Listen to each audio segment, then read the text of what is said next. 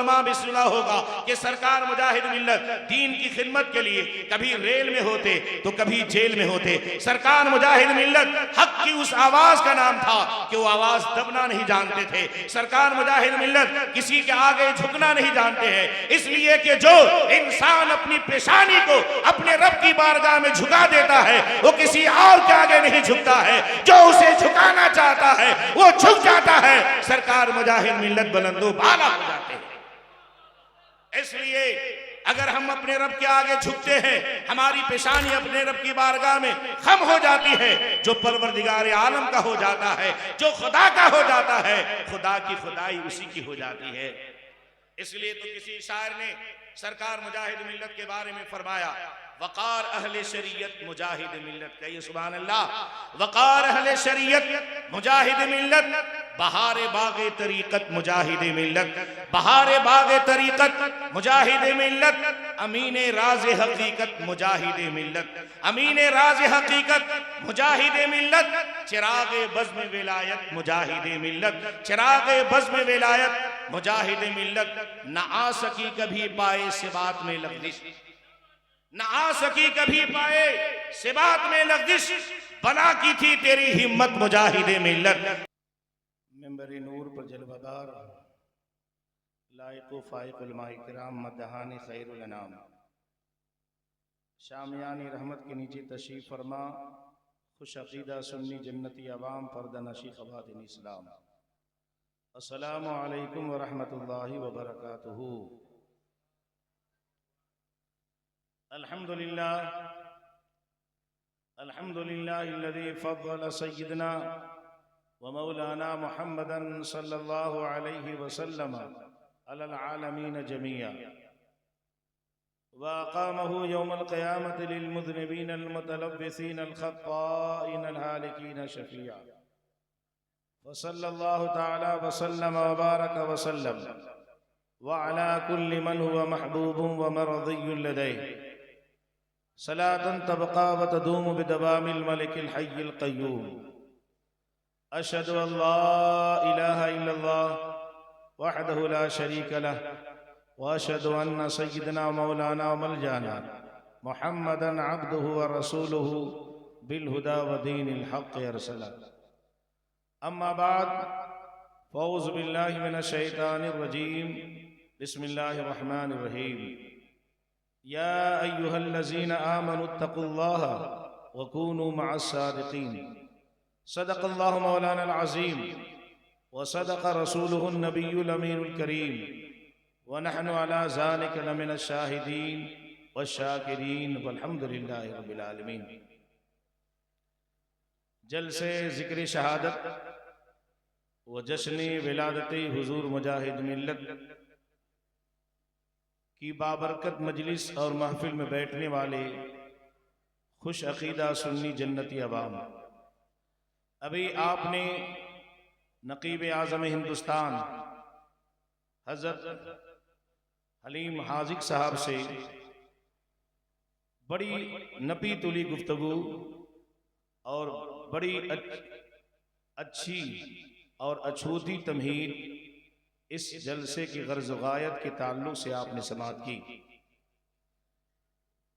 हलीम हाज़िक उस नक़ीब का नाम है जो नक़ीबी नहीं है बल्कि नक़ीब गर है, जिनकी बारगाह में ज़ानुए अदब तह करके न जाने कितने लोग हिंदुस्तान में नक़ाबत की धूम मचाते हैं। उसी अजीम शख्सियत का नाम जनाब हलीम हाज़िक है। और ये सच्चाई और हकीकत है कि हलीम हाज़िक नक़ीब तो है ही है, बारगाह मुजाहिद मिल्लत के दरबारी नक़ीब है। और बारगाह मुजाहिद मिल्लत का दरबारी नक़ीब हर शख्स नहीं होता है, वही होता है जिसे सरकार मुजाहिद मिल्लत चुन लिया करते हैं, वही बारगाह मुजाहिद मिल्लत का दरबारी नक़ीब होता है। और आज हलीम हाज़िक साहब को देख रहे हैं और ये वाकई उनकी बुजुर्गों से सच्ची और पक्की मोहब्बत का नतीजा है कि अल्लाह तबारक व तआला ने उन्हें दोबारा जिंदगी अता फरमाई। चूंकि जो खुलूस व लिल्लाहियत के साथ काम करता है नामो नमूद के लिए नहीं, रिया और सुमा के लिए नहीं, शोहरत के लिए नहीं, दिखावे के लिए नहीं, बल्कि उसका मकसद होता है कि मेरे इस काम से मेरा रब और मेरे रसूल राजी हो जाएं। तो जो अल्लाह और रसूल की रजा के लिए काम करता है, जब किसी मुसीबत में फंसता है तो अल्लाह और रसूल की उसे मदद मिलती है, बुजुर्गान दीन का फैजान होता है। और वाकई सच्चाई है और हकीकत है कि बुजुर्गान दीन के फैजान की बदौलत आज हलीम हाजिक साहब निकाबत कर रहे हैं, और इंशाअल्लाह ताला जब तक कि अल्लाह तबारक व ताला ने उन्हें हयात अता फरमाई है, अहले सुन्नत वल जमात की निकाबत भी करते रहेंगे और मसलक आला हज़रत की तरवीज व इरशाद भी करते रहेंगे। आप दिल जमे के साथ बैठिए, इत्मीनान और सुकून के साथ बैठिए, चूंकि इस जलसे को दो अजीम शख्सियतों से निस्बत है। एक जहां सरकार मुजाहिद मिल्लत का जश्न विलादत है, वहीं जलसे जिक्र शहादत है। शहादत भी लाजवाब है और विलादत भी लाजवाब है। मैं अपनी गुफ्तगू को आगे बढ़ाऊं, मिंबर नूर पर एक से एक इल्म फजल के आफ्ताब महताब दरख्शिंदा सितारे अपने आलिमाना और फाजिलाना जलाल के साथ टीप टाप कर्र फर के साथ जलवाबार है। बारगाह मुजाहिद मिल्लत का एक खादिम थोड़ी देर के लिए आपके रूबरू हाजिर आया। अल्लाह से दुआ है कि अल्लाह हमें हक बोलने की तौफीक अता फरमाए और आप सबों को हक सुन करके उस पर अमल करने की तौफीक रफीक अता फरमाए। अरे आमीन तो बोलिए। हक सुनना भी है और हक पर अमल करना ही है, और यही इंसान का मतमे नजर होना चाहिए। वरना जलसे में आए सुन लिए और फिर अमल ना किए तो वो सुनना फायदामंद नहीं होता। जलसे में आइए तो इस नीयत से आइए कि जो हमारे उलमा, हमारे खुतबा, जो नाइब रसूल, वारिस उलूम मुस्तफ़ा, जो दीन व मतीन की बात बताएं, शरीयत की बात बताएं, सुन्नत मुस्तफ़ा बताएं, हम उसको सुनेंगे भी और अमल भी करेंगे। ये इरादा लेकर के अगर आप यहाँ आए हैं तो मेरा ज़मीर कहता है, मेरा विजदान कहता है, मेरा ईज़ान कहता है कि आपका बैठना भी सवाब, आपका सुनना भी सवाब है, और आप अपने घर जाएंगे तो अल्लाह आपके घर में रहमत व अनवार की बरसात बरसाए। कहिए सुभान अल्लाह। इसलिए जलसे में आइए तो इरादे लेकर के आइए कि दीन की बात, शरीयत की बात जो बताई जाएगी हम सुन करके उस पर अमल करेंगे। मैं अपनी गुफ्तगू को आगे बढ़ाऊं इससे पहले इंतहाई मोहब्बत व अकीदत के साथ सबसे पहले भीग लेने वाले आका व दाता, दोनों जहां के मालिक व मुख्तार, आफताब रिसालत, महताब नबुवत, शमे बज़्म हिदायत, मुस्तफ़ा जान रहमत, कासिम नेमत, साहिब शरीयत, प्यारे आका जनाब पाक मोहम्मद रसूलुल्लाह सल्लल्लाहु अलैहि वसल्लम की बारगाह अज़मत में जी लगाकर बावाज़ बुलंद दुरूद शरीफ का नजराना पेश करें। पढ़िए झूम करके दुरूद शरीफ। अल्लाहुम्मा सल्ली अला सय्यदना मौलाना मुहम्मदिन मादनिल जूद वल करम व आलिहि व सहबिहि बारिक वसल्लम सल्लु अलैहि सलातु व सलामुन अलैका या रसूल अल्लाह। हम नबी के गुलाम हैं, नबी पर दुरूद पढ़ते हैं और पढ़ते रहेंगे, पढ़ते हैं, पढ़ते रहेंगे।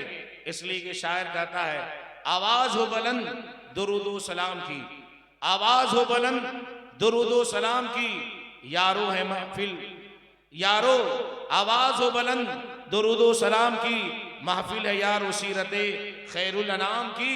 अल्लाह का वजीफा है और कुदसियों का भी क्या शान है रसूल अलैहि सलाम की। तो नबी का जब जिक्र पाक हो, नबी का जब जिक्र हो, प्यारा नाम आ जाए तो अकीदत से दुरूद पढ़ा करेंगे। तो जो नबी पर कसरत से दुरूद पढ़ता है, किताबों में आता है, हमारे और आपके आका रसूल करीम सल्लल्लाहु अलैहि वसल्लम इरशाद फरमाते हैं, अक्सरुहुम अलैहि सलातन अक़रबुहुम मंज़िलतन औ कमा क़ाल। कहिए सुभान अल्लाह। हमारे आका फरमाते हैं, ऐ मेरे गुलामों, जो दुनिया में मुझ पर कसरत से दुरूद पेश करेगा, जो दुनिया में मुझ पर कसरत से दुरूद पढ़ेगा, कल क़यामत के दिन मर्तबे में मुझसे करीब हो जाएगा, मंजिल में मुझसे करीब हो जाएगा। गोया नबी ने हम गुलामों को ये पैगाम दे दिया कि ऐ नबी के वफादारों, ऐ नबी का कलमा पढ़ने वालों, ऐ नबी से मोहब्बत करने वाले, ऐ नबी के आशिकों, ऐ नबी के फदाकारों, तुम चाहते हो कि क़यामत के दिन नबी के करीब रहो, करीब से करीब रहना चाहते हो तो दुनिया में नबी पर कसरत से दुरूद पढ़ोगे तो फरमाने मुस्तफा है कि मरने के बाद क़यामत के दिन जहां तुम्हारे नबी होंगे, नबी के तुम्हें करीब हो जाओगे, करीब से करीब हो जाओगे, और करीब उसी वक्त होगे जब नबी पर कसरत से दुरूद सलाम पेश करोगे। इसलिए जो आशिक होता है उसके दिल की यही तमन्ना होती है कि मैं सो जाऊं या मुस्तफा कहते कहते, खुले आंखें सल्ले अला कहते कहते।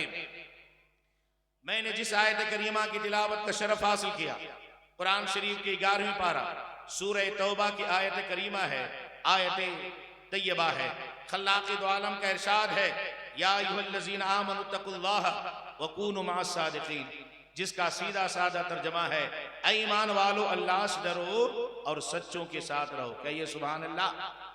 अल्लाह ने अपने बंदों को डरने का हुक्म दिया और इस बात का हुक्म दिया कि मेरे बंदो, तुम अगर दुनिया में चाहते हो तुम्हारा ईमान अकीदा बचा रहे, तुम्हारे ईमान अकीदे की हिफाजत हो, तुम्हारा ईमान अकीदा सही सालिम रहे, तो अल्लाह ने अपने बंदों को हुक्म दिया कि पहले तुम पर लाजिम जरूरी है कि मेरा खौफ तुम्हारे अंदर होना चाहिए, मेरा डर तुम्हारे अंदर होना चाहिए। फिर तुम अपने ईमान की हिफाजत चाहते हो, अपने ईमान का तहफ़्फ़ुज़ चाहते हो, अपने ईमान की सालमियत चाहते हो, अपने ईमान की बका चाहते हो, तो अल्लाह फरमाता है मेरा खौफ तुम्हारे दिल में रहेगा, और मेरे जो सच्चे बंदे हैं, जो मेरे नेक बंदे हैं, जो मेरे अच्छे बंदे हैं, जो मेरे सालेहीन हैं, जो मुझसे करीब हैं, उनके दामन से वाबिस्ता रहोगे, ईमान बचा भी रहेगा, अकीदा भी बचा रहेगा।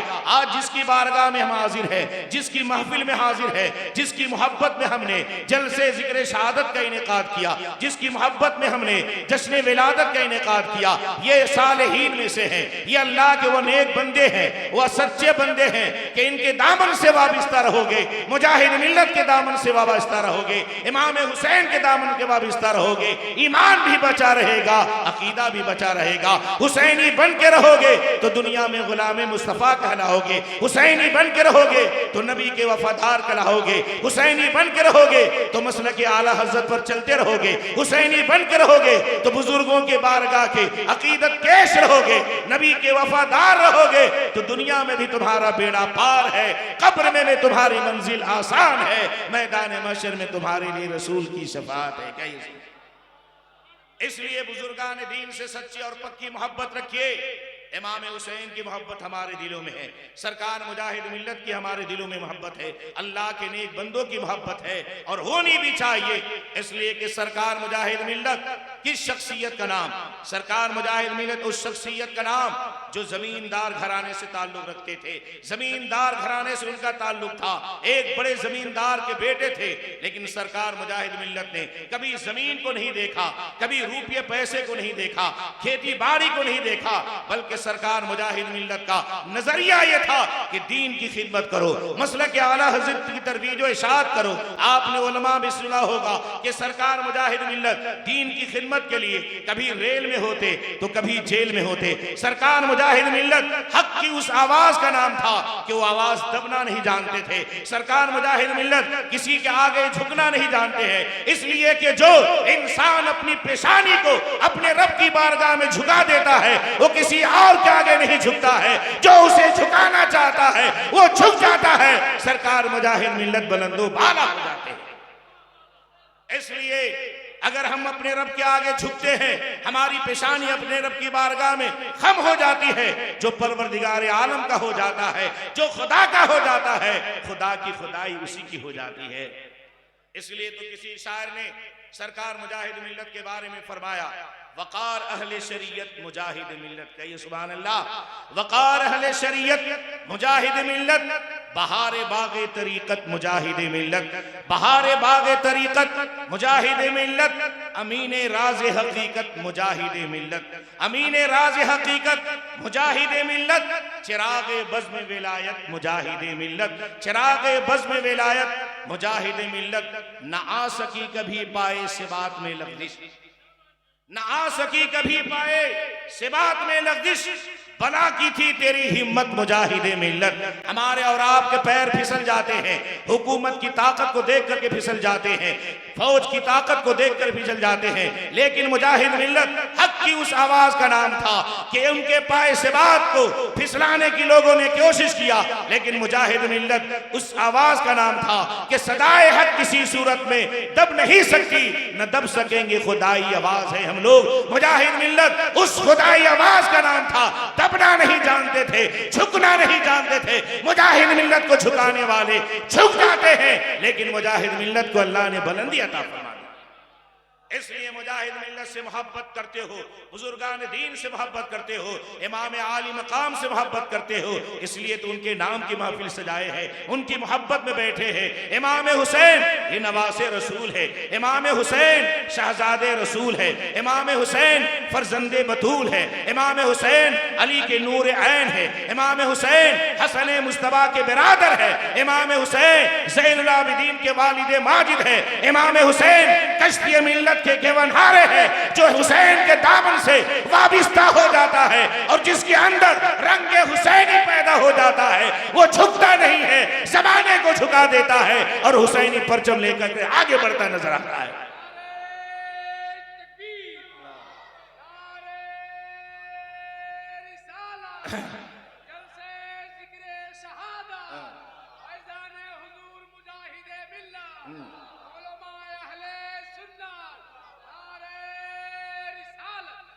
मेरे दोस्तों, हुसैन किस शख्सियत का नाम है, हुसैन का मकाम मर्तबा क्या है? तो शायर कहता है कौनैन में बुलंद है रुतबा हुसैन का। कहिए तो सुभान अल्लाह। हुसैनी रंग पैदा करिए।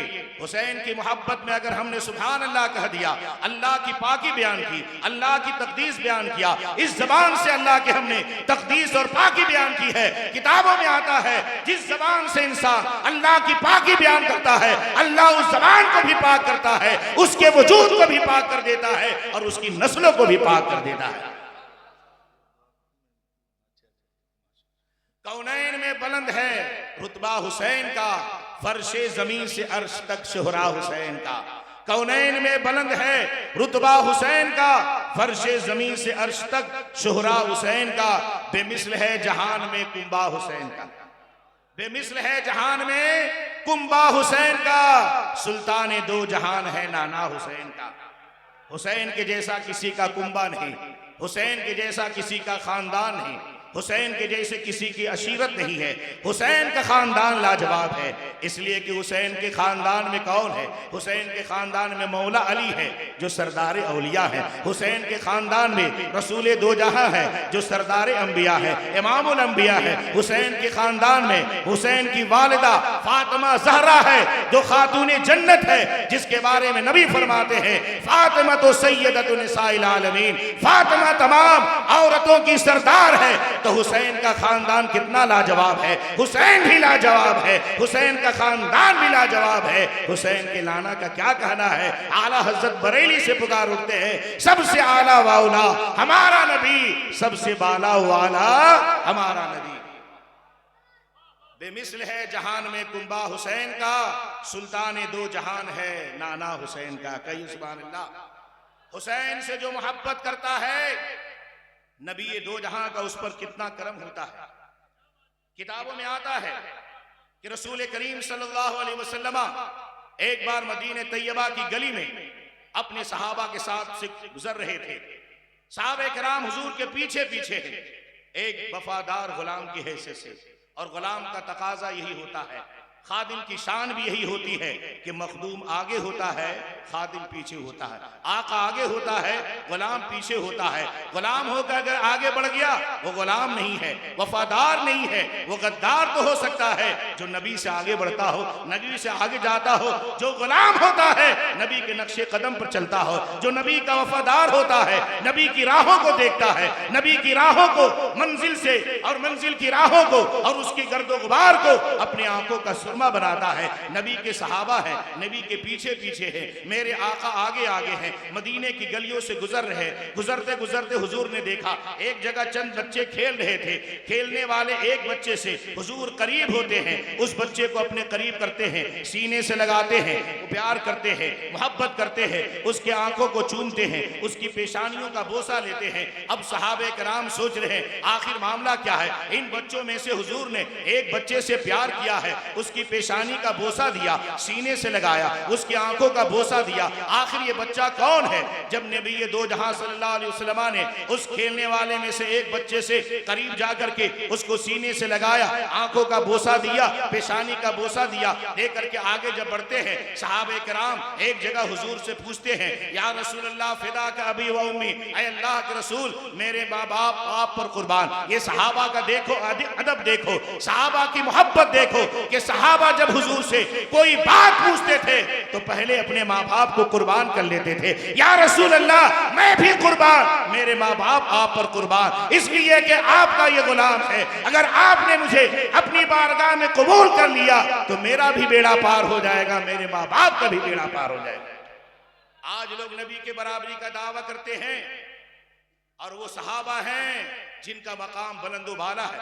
तो सहाबा ने पूछा या रसूल अल्लाह उन बच्चों में से एक बच्चे को आपने अपने करीब किया, खेलने वाले बच्चे को आपने आंखों से लगाया और आपने उसकी आंखों का बोसा लिया, पेशानी का बोसा लिया, उसे चूमा, बोसो किनार किया, मोहब्बत का इजहार किया। या रसूल अल्लाह आखिर मामला क्या है? इसलिए कि हमने देखा है वो बच्चा आपके खानदान से ताल्लुक नहीं रखता, आपकी बेटी का बेटा भी नहीं है, ना आपका नवासा है, ना आपके खानदान से उसका ताल्लुक है, वो लड़का तो अजनबी है। या रसूल अल्लाह फिर इस कदर प्यार और मोहब्बत उस बच्चे से करने की वजह क्या है, सबब क्या है? सुनियो, गौर से सुनो। मेरे नबी ने फरमाया ऐ मेरे सहाबा तुम्हारा सवाल सही है कि ये लड़का हमारे खानदान से ताल्लुक नहीं रखता, मेरी बेटी फातिमा का बेटा नहीं है, मेरे खानदान से इसका ताल्लुक नहीं है, लेकिन मैं इससे प्यार क्यों किया, इससे मोहब्बत का इजहार क्यों किया, इसकी पेशानी को चूमा क्यों, मैंने इसकी आंखों चूमा क्यों? साहबा ने कहा वही तो सवाल मैंने किया या रसूल अल्लाह। बात समझ में नहीं आती है, सहाबा महवे हैरत है, हैरत इस्तेजाम में पड़े हैं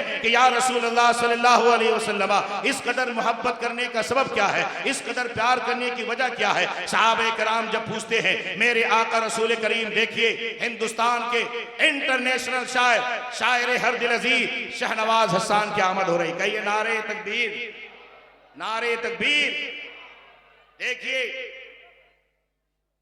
दुरूद शरीफ पढ़िए, अल्लाहुम्मा सल्ली अला सय्यिदना मौलाना मुहम्मद इनवादल जूद वल करम व आलिहि व सहबी बारिक वसल्लम सल्लल्लाहु अलैहि सलातु व सलाम अलैका या रसूल अल्लाह। देखिए शायर हिंदुस्तान, पूरे हिंदुस्तान में बड़ी तेजी के साथ आज के जमाने में सिक्का राजुल वक्त की तरह छा जाने वाले शायर का नाम शहनवाज हसन, जो सरकार मुजाहिद मिल्लत और हबीब मिल्लत का फैजान लेकर के पूरे हिंदुस्तान में मसलक आला हज़रत मिशन मुजाहिद मिल्लत को आम ताम करेंगे। ये तो सुभान अल्लाह। बात अच्छी लग रही कि नहीं? अरे मुझे देखिए, मेरी बात को सुनिए, मैं अपने घर की नहीं कहता, मुस्तफ़ा के दर की कहता हूँ। जबान गुलाम की है, बात मुस्तफ़ा जाने रहमत की है। तो मैं ये अर्ज कर रहा था, सहाबा ने पूछा या रसूल अल्लाह आखिर छोटे बच्चे से आपने इस कदर प्यार मोहब्बत क्यों किया? इस छोटे बच्चे को आपने बोसा लिया, इसकी पेशानी को चूमा, इसकी आंखों को चूमा, सीने से लगाया, जबकि ये बच्चा आपके खानदान का नहीं, आपकी बेटी फातिमा का बेटा नहीं है। इस कदर प्यार करने की वजह क्या है? मेरे नबी ने क्या फरमाया? गौर से सुनो सुन्नियो, और इस वाक़ये को जो सुन लोगे उसके बाद से हमारे दिलों में हुसैन की सच्ची और पक्की मोहब्बत पैदा हो जाएगी। मेरे नबी ने फरमाया मेरे सहाबा, उसकी वजह क्या है कि एक मर्तबा मेरा हुसैन छोटा था, बचपने का आलम था, मेरा हुसैन बच्चों के साथ खेल रहा था, उन्हीं में से ये बच्चा भी मेरे हुसैन के साथ खेल रहा था। तो मैंने क्या देखा, मेरा हुसैन जिस जगह खड़ा हुआ था यही बच्चा हुसैन के इर्द गिर्द गया और जा करके देखता है मेरा हुसैन जिस मकाम पर खड़ा था और जिस मकाम पर खड़ा था ये बच्चा मेरे हुसैन के करीब जाता है।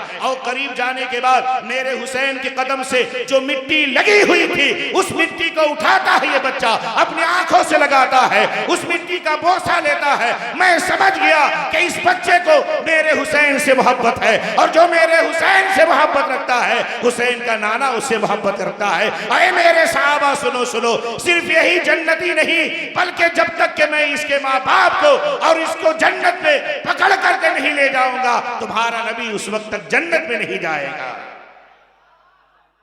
मालूम क्या हुआ कि हुसैन पाक से बच्चे ने मोहब्बत की तो नबी ये दो जहां ने उनसे मोहब्बत किया, और ये भी मेरे नबी ने फरमाया कि मैं इसे भी जन्नत में ले जाऊंगा और उसके माँ बाप को भी जन्नत में ले जाऊंगा। इससे सुन्नियों का अकीदा वाज़े हो गया कि आका हुसैन से मोहब्बत रखोगे तो दुनिया में भी बेड़ा पार है और आखिरत में भी बेड़ा पार है, लेकिन शर्त है ईमान अकीदा बचा रहे। ईमान अकीदा अगर डगमगाया, ईमान अकीदे में ढुलमुल हो गए, इधर से उधर मुंह मारने की कोशिश करोगे तो सारी इबादतें चेहरे पर मार दी जाएंगी, सारे सजदे तुम्हारे चेहरे पर क़यामत के दिन मार दिए जाएंगे। वहां सजदे नहीं देखे जाएंगे, इबादतें नहीं देखी जाएंगी, तुम्हारे जुब्बो दस्तार नहीं देखे जाएंगे। ये देखा जाएगा कि तुम्हारा ये काम जो था अल्लाह और रसूल की रजा के लिए था कि नहीं, तुम्हारा ये काम इताअत रसूल की बुनियाद पर हुआ कि नहीं, नबी की मोहब्बत में हुआ कि नहीं। नबी की मोहब्बत में रह करके अगर तुम नमाज पढ़ोगे, एक सजदे भी कर लोगे, अगर अल्लाह के रसूल ने उसे कबूल कर लिया तो हमारा सजदा भी मकबूल हो गया और हमारा बेड़ा भी पार हो गया। इसलिए इमाम हुसैन से मोहब्बत रखो।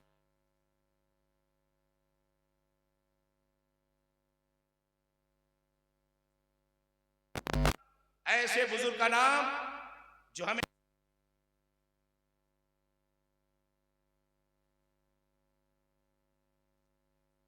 तवाज़ु और इंकिसारी में कहते थे, वरना उनके पास ऐसी दौलत थी और वो इख्तियार रब ने दिया था कि अगर ठोकर मार दे तो इंसान की तकदीर सुधर जाती है। अगर किसी के लिए दुआ कर दे तो जर्रा हो तो आफताब हो जाता है, कतरा हो तो दरिया हो जाता है। अगर कुछ भी ना हो, सरकार मुजाहिद मिल्लत की दुआ से जमाने में मुमताज हो जाया करते। सरकार मुजाहिद मिल्लत को लोगों ने आजमाया, अपने अपने एतबार से आजमाया। किसी ने सूफी समझा, किसी ने आलिम रब्बानी समझा, किसी ने मुनाजिर समझा, किसी ने मुहक्किक समझा, किसी ने मुदब्बिर समझा, किसी ने मुफक्किर समझा, किसी ने मुहद्दिस समझा, किसी ने मुफस्सिर समझा। और जिसने समझा है अपने अपने नजरिए से समझा है, लेकिन हकीकत और सच्चाई है कि सरकार मुजाहिद मिल्लत अपने जमाने के मुहद्दिस भी थे, अपने जमाने के मुफस्सिर भी थे, अपने जमाने के फकीह भी थे, अपने जमाने के मुफ्ती भी थे, अपने जमाने के मुदब्बिर भी थे, अपने जमाने के मुहक्किक भी थे, और अपने जमाने के सबसे बड़े मुनाजिरे इस्लाम भी थे। इसलिए कि मुनाजरा में सरकार मुजाहिद मिल्लत जब आ जाया करते थे तो जानते हो बदअकीदे के जो है हवा खराब हो जाया करते थे।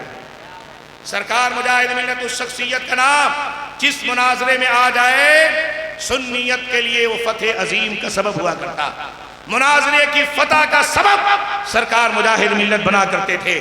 और याद रखिए सरकार मुजाहिद मिल्लत ऐसे बुजुर्गों में से थे जिसके बारे में नबी फरमाते हैं, इत्तकू फिरासतल मोमिन फइन्नहु यंजुरु बिनूरिल्लाह। मोमिन की फरासत ईमानी से डरा करो, इसलिए कि वो नूर इलाही से देखता है। हम और आप देखते हैं तो अपने माथे की आंखों से देखते हैं, जिसे नूरे बसारत कहा जाता है। तो हमारा देखना महदूद होता है, हमारा देखना लिमिटेड होता है, लेकिन अल्लाह का वली जो देखता है माथे की आंखों से नहीं देखता है, नूरे बसीरत से देखता है, जाहिरी आंख से देख करके बातिन को देखता है, और ऐसा देखता है कि जमीन के ऊपर चलता है, कब्र में मुर्दे को क्या होता है अल्लाह का वली बता देता है। अल्लाह का वली जब देखता है तो ये भी देखता है कि इस औरत के पेट में बच्चा है या बच्ची है, उसको भी बता देता है। अल्लाह का वली जिस रास्ते से गुजरता है पेशानियों को देख करके बता लेता है कि इंसान ने एक वक्त है या बदबख्त है। अल्लाह का वली अगर कोई बिस्तर पर बीमार होता है उसकी बीमारी को भी पहचान लेता है कि इसको बीमारी किस सबब से है और इसकी बीमारी का इलाज क्या है। कहिए तो सुभान अल्लाह। तो जब अल्लाह के वलियों का देखने का आलम है तो मुस्तफ़ा जान रहमत के देखने का आलम क्या होगा। जब उनके गदा भर देते हैं शहाने जमाना की झोली, मुहताज का जब ये आलम है, मुख्तार का आलम क्या होगा। कहिए सुभान अल्लाह। आप जानते हैं सरकार मुजाहिद मिल्लत माथे की आंख से देखते, और कभी ऐसा होता कि बगैर देखे पता बता देते थे कि इसको कौन सी बीमारी हुई है और इस बीमारी का इलाज क्या है। अरे बाबू गौर से सुनिए, कहिए सुभान अल्लाह, या रसूल अल्लाह, या हुसैन, या हुसैन, या मुजाहिद मिल्लत, या मुजाहिद मिल्लत। सरकार गौसे आजम जिंदाबाद बोलिए ना। सरकार मुजाहिद मिल्लत, सरकार मुजाहिद मिल्लत, हबीब मिल्लत। आज सरकार मुजाहिद मिल्लत के नवाज से आपके जलसे में तशरीफ फरमा होने वाले हैं कि नहीं। हबीब मिल्लत जो सरकार मुजाहिद मिल्लत का फैजान लेकर आने वाले हैं। गौर से सुने मेरी बात, बदअकीदों के मुंह पर तमाचा मारे जो वली का गुस्ताख है, जो नबी का गुस्ताख है। नबी की शान तो अरफ़ आला है। जब नबी के गुलाम वली जब पावरफुल होते हैं तो मुस्तफ़ा के इख्तियार का आलम क्या होगा। सरकार मुजाहिद मिल्लत के ताल्लुक से किताबों में आता है, उड़ीसा की सरजमीन में एक जिला है, उस जिले का नाम है केंद्रापाड़ा, और जिला केंद्रापाड़ा के रहने वाले एक सरकार मुजाहिद मिल्लत के गुलाम थे, उनके मुरीद थे। उनका नाम था जनाब हाजी अब्दुल खालिक साहब। ये सारी बातें आपको बिहम्दिही ताला मुजाहिद मिल्लत नंबर में मिल जाएगी। हम लोग कोई फेक फाक वाली बात नहीं करते, बल्कि वही बात करते हैं जो किताबों में मौजूद है, ताकि आप भी मुझसे सनद मांगे, दलील मांगे, बिहम्दिही ताला फ़कीर मुजाहिद मिल्लत आपको सनद भी पेश कर देगा और दलील भी पेश कर देगा। मुजाहिद मिल्लत नंबर में ये वाक़या मौजूद है। सरजमीन केंद्रापाड़ा के रहने वाले एक सरकार मुजाहिद मिल्लत के गुलाम और मुरीद हाजी अब्दुल खालिक साहब, जो सरकार मुजाहिद मिल्लत से बेपनाह मोहब्बत करते थे, उन्हीं के इलाके में एक गैर मुक़ल्लिद रहता था जिसका इनसे ताल्लुक था। इनके पास आना जाना था, चूंकि कारोबारी आदमी थे इसलिए आना जाना था। वो नौजवान आदमी था और वो गैर मुक़ल्लिद था। और ये गैर मुक़ल्लिद जो अपने आप को अहले हदीस कहते हैं, सुनिए, ये अहले हदीस नहीं है, हम इसे अहले खबीस कहते हैं। अहले हदीस का माना है जो हदीस पर अमल करे। बिहम्दिही ताला सुन्नी जो है, अहले सुन्नत वल जमात से ताल्लुक रखने वाला, कुरान पर भी अमल करता है, हदीस रसूल पर भी अमल करता है। इसलिए हम इसे गैर मुक़ल्लिद कहते हैं, जो चारों इमाम में से किसी इमाम को नहीं मानता है। जबकि आपको मालूम होना चाहिए दलीलें जो है चार है, किताबुल्लाह है, हदीस रसूल है, इजमा है, क़यास है। चारों इमाम में से किसी इमाम के नज़दीक रफ़े यदैन जायज़ नहीं। चूंकि आपके महल्ले के बारे में मालूम हुआ कि कुछ भोले भाले सुन्नी मुसलमान गैर मुक़ल्लिद के चंगुल में आ गए, अब नमाज पढ़ते हैं तो नमाज में रफ़े यदैन करते हैं। रफ़े यदैन का माना क्या, पहले सुन लीजिए। रफ़ो यदैन का माना होता है दोनों हाथ को बुलंद करना। तो याद रखिए, हमारे आका रसूल करीम सल्लल्लाहु अलैहि वसल्लम ने दोनों हाथ को बुलंद किया है, लेकिन सिर्फ एक मरतबा इफ्तिताह सलात के लिए, यानी नमाज शुरू करने के लिए, तकबीर तहरीमा के लिए हुजूर ने दोनों हाथ को उठाया है। उसके बाद नबी जब रुकू में गए हाथ नहीं उठाया, सजदे में गए हाथ नहीं उठाया, कौमा में गए हाथ नहीं उठाया, जलसा में गए हाथ नहीं उठाया। अब तुम बताओ, तुम नबी की सुनोगे, ये गैर मुक़ल्लिद सुनोगे, नबी की सुनोगे कि गैर मुक़ल्लिदों की सुनोगे? अरे हम सुनेंगे तो मुस्तफ़ा जान रहमत की सुनेंगे। मेरे नबी ने हमें हुक्म दिया है कि हाथ उठाना है तो एक ही मर्तबा उठाना है, और वो भी नमाज शुरू करने के लिए। क्या सुभान। याद रखिए, जो हदीस पेश करते हैं उलमाए किराम तशरीफ रखते हैं, हदीस की नौइयत दो तरह की होती है। एक हदीस ज़ईफ़ है और एक हदीस सही है।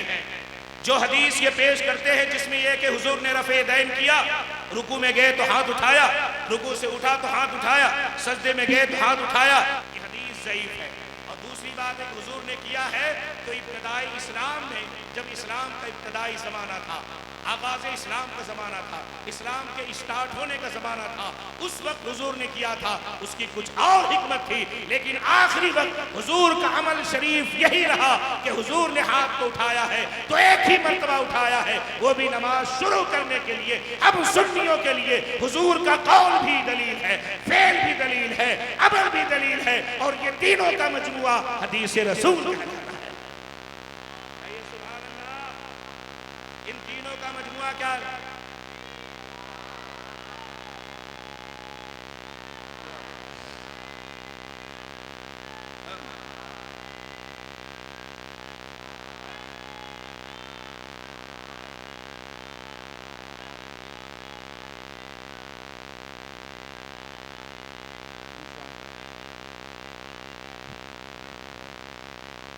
से सुनिए मेरी बात, किताबों में आता है वकान नबी सल्लल्लाहु अलैहि वसल्लम यरफ़उल यदैन फ़क़त लिइफ्तिताहि सलात औ कमा क़ाल, कहिए सुभान अल्लाह। हमारे आका रसूल करीम सल्लल्लाहु अलैहि वसल्लम दोनों हाथों को उठाते थे सिर्फ नमाज शुरू करने के लिए, उसके बाद कभी दोनों हाथों को नहीं उठाया। तो अब बताओ, ये गैर मुक़ल्लिद जो कहते हैं कि रफ़े यदैन ये हदीस से साबित है, उन्हें बताओ कि हदीसें सही से दिखा देंगे तो बारगाह मुजाहिद मिल्लत का ये खादिम उनकी गुलामी करने के लिए तैयार है। मैं चैलेंज दे करके कहता हूँ, मिंबरे नूर से कहता हूँ, हदीस रसूल से वो साबित नहीं कर सकते हैं। और याद रखिए कि हम सुन्नी उस ताल्लुक से बहुत सी हदीसें दिखा सकते हैं, हदीस पेश कर सकते हैं कि हुजूर ने हाथ को उठाया है तो सिर्फ एक मरतबा उठाया है नमाज शुरू करने के लिए, उसके बाद कहीं भी हुजूर ने हाथ को नहीं उठाया है। माशाअल्लाह। इसलिए मेरे भोले भाले सुन्नियों, इनके चंगुल में नहीं आना।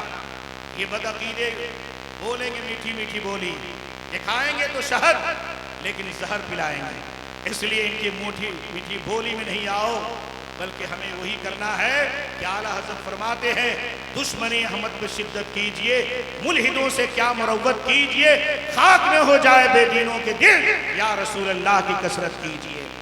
कहिए या रसूल अल्लाह की कसरत कीजिए। तो याद रखिए, गैर मुक़ल्लिद ये जो कहते हैं ये सरासर गलत है। इसलिए जो मेरे भोले भाई मुसलमान अगर भाग गए हैं, मैं दुआ करता हूँ कि अल्लाह तबारक व तआला राह रास्त पर उन्हें गामज़न फरमा दे, दीन पर चलते रहें, मसलक आला हज़रत पर चलते रहें और उसी पर अमल करें जो फ़क़हा का कौल है। 4 इमाम हैं, किसी इमाम के नज़दीक रफ़े यदैन नहीं है। हम जिस इमाम को मानते हैं उनका नाम है इमाम आज़म, जिनका नाम है नोमान इब्न साबित, इमाम शाफ़ी, इमाम मालिक, इमाम अहमद बिन हम्बल, जिसे अइम्मा अरबा कहा जाता है, किसी इमाम के नज़दीक रफ़े यदैन नहीं है। तो अब बताइए कहाँ से ला दिया, कहाँ से रफ़े यदैन के कायल हो गए?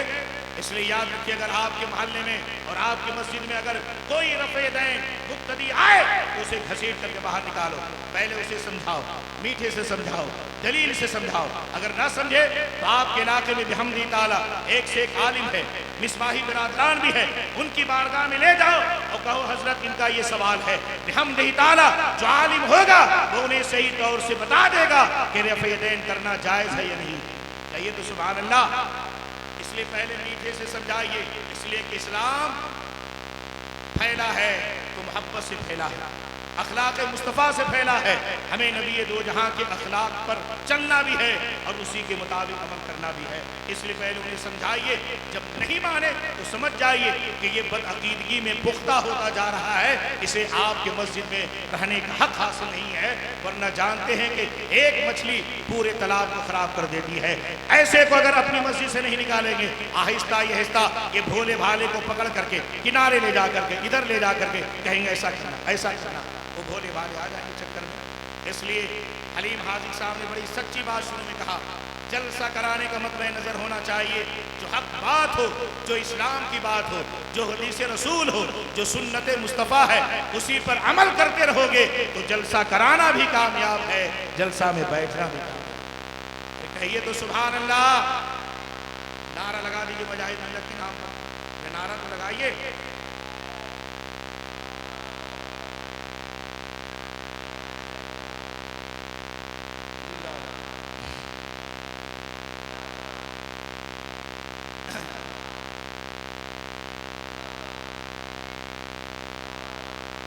मैं ये अर्ज कर रहा था, आखिरी बात सुने, सरकार मुजाहिद मिल्लत की शान के बुजुर्ग, मैं ये अर्ज कर रहा था, केंद्रापाड़ा उड़ीसा का एक जिला है, वहाँ के रहने वाले हाजी अब्दुल खालिक साहब सरकार मुजाहिद मिल्लत के मुरीद थे और उन्हीं के इलाके में एक गैर मुक़ल्लिद रहता था जिसके बाप की तबीयत बहुत दिनों से खराब थी। खराबी का आलम यह था कि उसका बाप कुछ बोल नहीं पाता था, यहाँ तक कि पानी पीना उसके लिए मुश्किल था, दवा मुश्किल से लोग खिलाते थे, बिस्तर पकड़ चुका था। आए दिन ये नौजवान हाजी अब्दुल खालिक साहब से अपने बाप की बीमारी का तस्करा करता। एक मरतबा जब तस्करा किया कि हाजी साहब देखिए ना, मेरे बाप कई साल से ऐसे बीमार हैं कि मुंह से कुछ बोल नहीं पाते, खाना खा नहीं पाते हैं, मुश्किल से हम लोग दवा खिलाते हैं, बात समझ में नहीं आती मेरे बाप को कौन सी बीमारी हो। हाजी अब्दुल खालिक साहब सरकार मुजाहिद मिल्लत के मुरीद, उन्होंने कहा रे नौजवान, मेरे पीर सरकार मुजाहिद मिल्लत आए हैं। कह दिए सुभान अल्लाह, हमारे सरकार मुजाहिद मिल्लत आए हुए हैं, फला जगह क़याम है, चलो मेरे साथ सरकार मुजाहिद मिल्लत से अपनी बात कहना। मुझे उम्मीद है सरकार मुजाहिद मिल्लत तुम्हारे बाप की बीमारी को भी बता देंगे और बीमारी का इलाज भी बता देंगे। सुभान अल्लाह। जानते हो कि बदअकीदा ही है, जाहिर और बातिन से टेढ़ा होता है। उस गैर मुक़ल्लिद ने कहा हाजी साहब मैं जाऊंगा आपके पीर के पास, लेकिन आप अपने पीर की बड़ी तारीफ करते हैं कि आपके पीर पहुंचे हुए फकीर हैं। अगर मुझे देख करके बता देंगे कि मैं बदअकीदा हूं तो समझ जाऊंगा कि आपका पीर पहुंचा हुआ फकीर है, आपका पीर पहुंचा हुआ है, अल्लाह का वली है। हाजी साहब ने कहा चलो तो पहले मेरे पीर की बारगाह में हाजिर देना, उसके बाद मेरे पीर का इम्तिहान लेना। कहा नहीं, अगर मुझे देख करके बता दिए कि मैं बदअकीदा हूँ, गैर मुक़ल्लिद हूँ, तो समझ जाऊंगा कि वो अल्लाह के बरगज़ीदा बंदे हैं, नेक बंदे हैं, अल्लाह के वली हैं। हाजी साहब ने कहा चलिए। हाजी साहब के साथ वो नौजवान गया अपने बाप की बीमारी बयान करने के लिए। सरकार मुजाहिद मिल्लत एक घर में बैठे हुए थे। हाजी अब्दुल खालिक साहब सरकार मुजाहिद मिल्लत से जाते हैं, सलाम करते हैं, हाथ बढ़ाते हैं। सरकार मुजाहिद मिल्लत ने दोनों हाथ बढ़ाया। हाजी साहब ने सरकार मुजाहिद मिल्लत के हाथ का बोसा दिया, दस्तबोसी की, उसके बाद बैठ गए।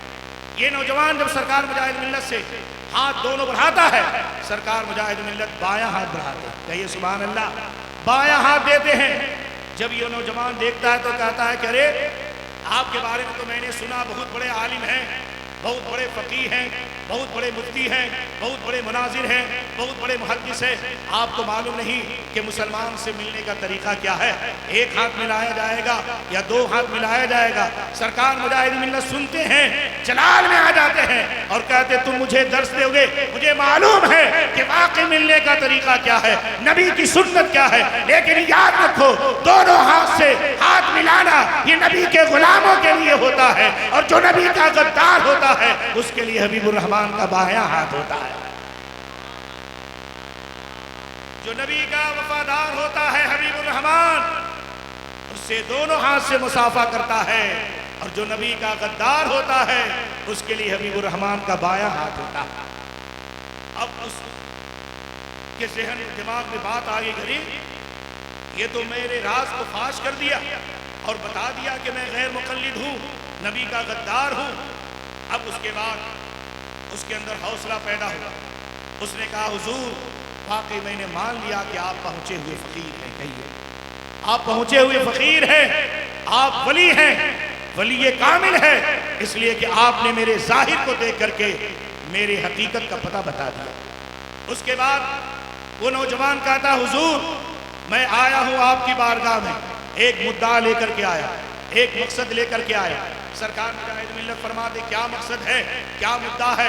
कहा हुजूर मकसद ये है कि काफ़ी दिनों से मेरा बाप बिस्तर पकड़ चुका है और उसका आलम ये है बोल नहीं पाता है, ज़बान खोल नहीं पाता है, पानी पी नहीं पाता है, दवा मुश्किल से लोग खिलाते हैं, कुछ भी नहीं कह पाता है, लगता है उसकी ज़बान पर ताला लग गया है, उसकी ज़बान बंद हो चुकी है, कुछ भी बोलता नहीं है, बिस्तर पकड़े हुआ है। सालों साल से हम लोग इलाज कराते हैं, मुआलजा कराते हैं, मर्ज में कोई इफाका नहीं होता, मर्ज में कोई कमी नहीं होती है। आप ही बताएं उसे कौन सी बीमारी हुई है और उस बीमारी का इलाज क्या है? जब इतना सुनना था, सरकार मुजाहिद मिल्लत कहते हैं कि सुनो एक गिलास पानी लाओ। सरकार मुजाहिद मिल्लत ने पानी लाने के लिए कहा, वो नौजवान पानी लाता है। सरकार मुजाहिद मिल्लत उस पर दम करते हैं और दम करने के बाद सरकार मुजाहिद मिल्लत जो है कहते हैं जाओ ये गिलास का पानी अपने बाप को पिला देना, तुम्हारे बाप की बीमारी में कमी आ जाएगी। वो नौजवान दम किया हुआ सरकार मुजाहिद मिल्लत की बारगाह का पानी लेकर के जाता है, जाने के बाद बाप को पिलाता है।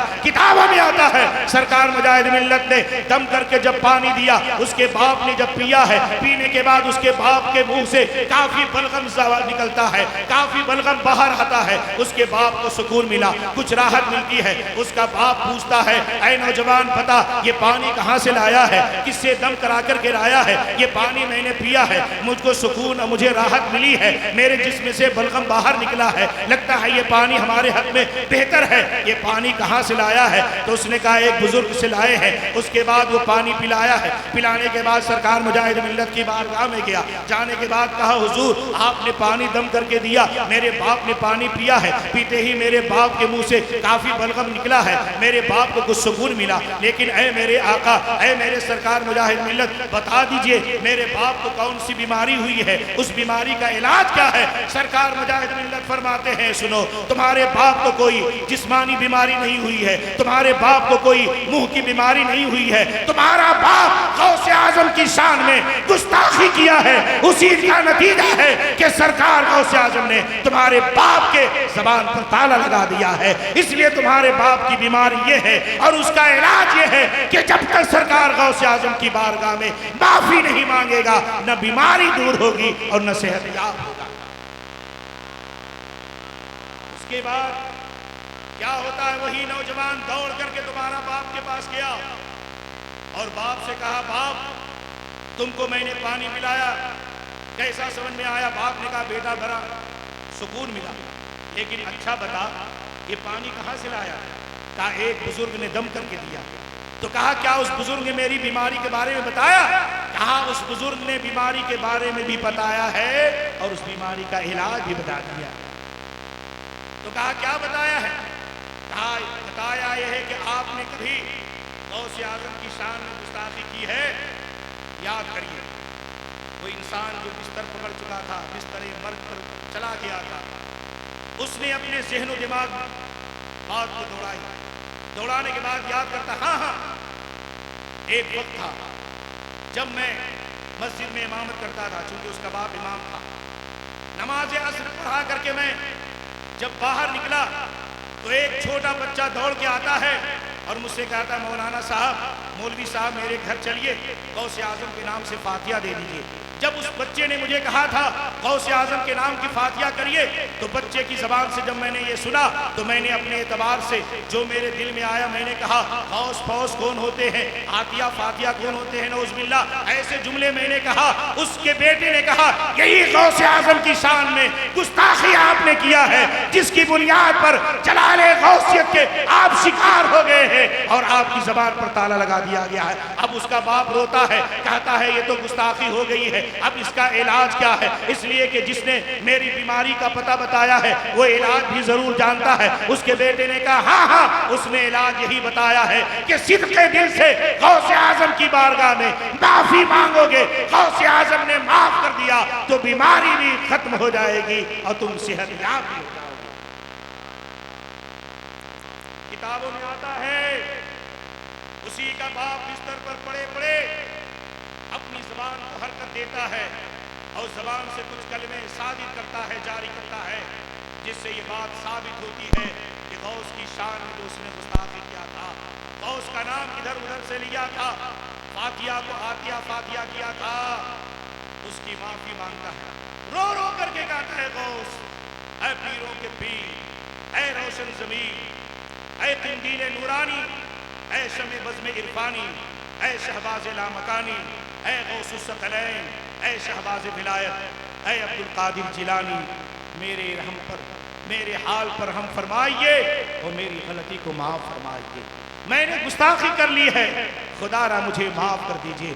किताबों में आता है जब ऐसे जुमले उसने अदा किया, गौसे आजम जहाँ जलाल भी है वहीं जमाल वाले भी हैं, जहाँ उनका जलाल होता है वहीं चाहने वालों पर जमाल भी होता है।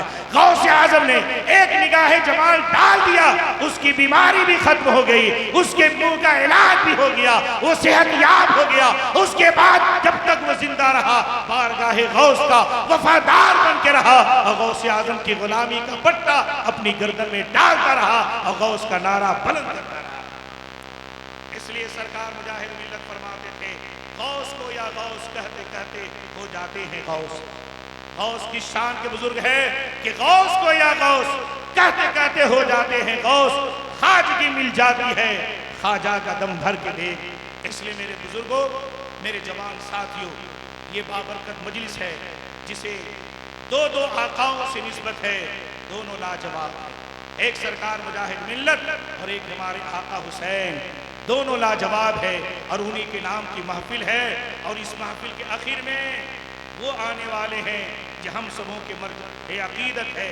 सरकार मुजाहिद मिल्लत का खुसूसी फैज़ान लेकर के नवासे हुजूर मुजाहिद मिल्लत हुजूर हबीब मिल्लत आने वाले हैं। इसलिए आपसे गुजारिश है कि जो उनके दामन से वाबस्ता होना चाहे, जलसे के इख्तिताम के बाद मर्द हजरात स्टेजी पर सरकार हबीब मिल्लत के दामन से वाबस्ता हो जाएंगे।